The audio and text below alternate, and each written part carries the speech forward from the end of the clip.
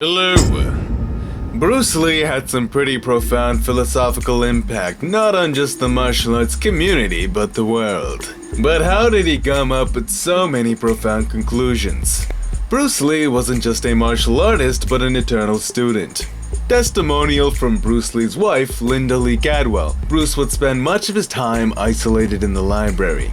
He was constantly reading various martial arts forms, always trying to find ways to improve himself and his understanding of martial arts. He would even branch away from traditional fighting in hopes of inspiration, always trying to find a common ground between science, Newtonian laws, and philosophy. Eventually he came across a philosopher, Jiddu Krishnamurti, who really strung a chord with Bruce and massively impacted his life perception. That being said, let's cross-examine a few thoughts from Bruce and Krishnamurti and see what parallels we can draw. Krishnamurti: there is no end to education. It is not a book you read, pass an examination, and finish with education. The whole of life, from the moment you are born to the moment you die, is a process of learning. Now, doesn't this sound very much like one of Bruce Lee's philosophies? No way as the way. As in, there can't be one method because you can always learn, and you should always learn. Here's another one from Bruce to further reinforce this. Life itself is your teacher, and you are in a constant state of learning. Sounds very Krishnamurti to me. Krishnamurti: the constant assertion of belief is an indication of fear. Bruce Lee was raised Catholic and Buddhist, but was against dogmatic thinking altogether, and believed all religions had something special to teach, something to offer, thus saw a degree of value in all of them. The atheist community likes branding Bruce an atheist, but he was definitely more of an agnostic due to his spiritual openness. So because he was against stagnant dogma, any forms of stagnant absolute belief structure that imply truth, through that derivative, it's safe to say he was against the absolute belief structure that was straight-up atheism as well. He was a man who simply moved with the narrative that he did not know anything, but nonetheless was always willing to learn.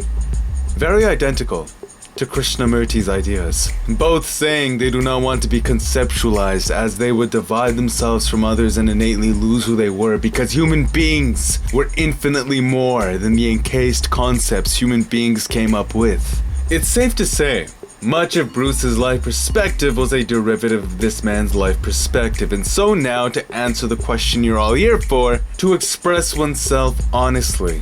What does that mean?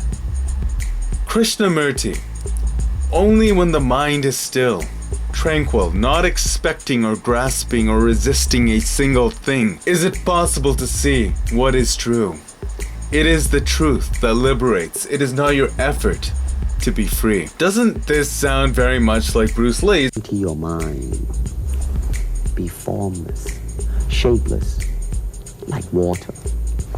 Now you put water into a cup, it becomes the cup. You put water into a bottle, it becomes the bottle. You put it in a teapot, it becomes the teapot. Now water can flow or it can crash. Be water, my friend.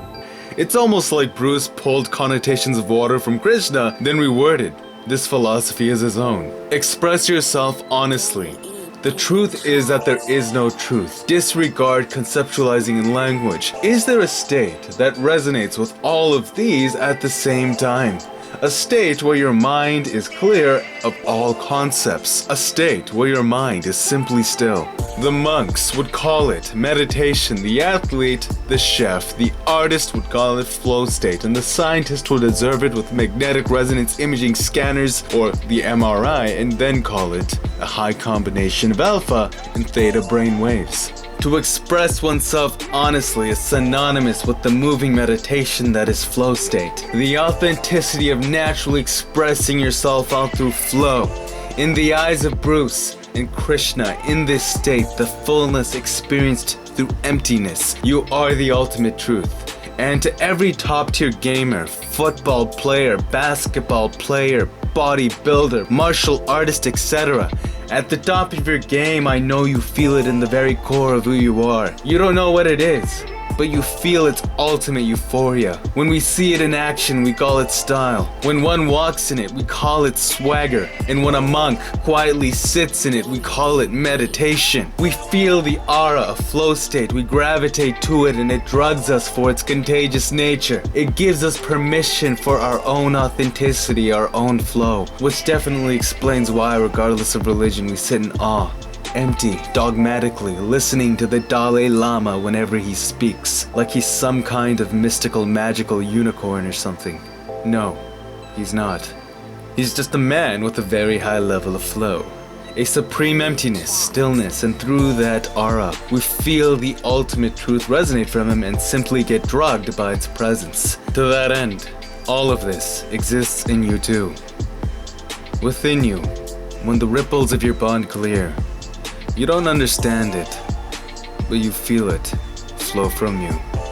The truth, the honest expression of yourself. You feel you. Thank you everyone who joined me on this video. I hope it was educational, I hope you guys enjoyed it. Please don't forget to smash that like button if you did. It's good karma. And until next time, peace.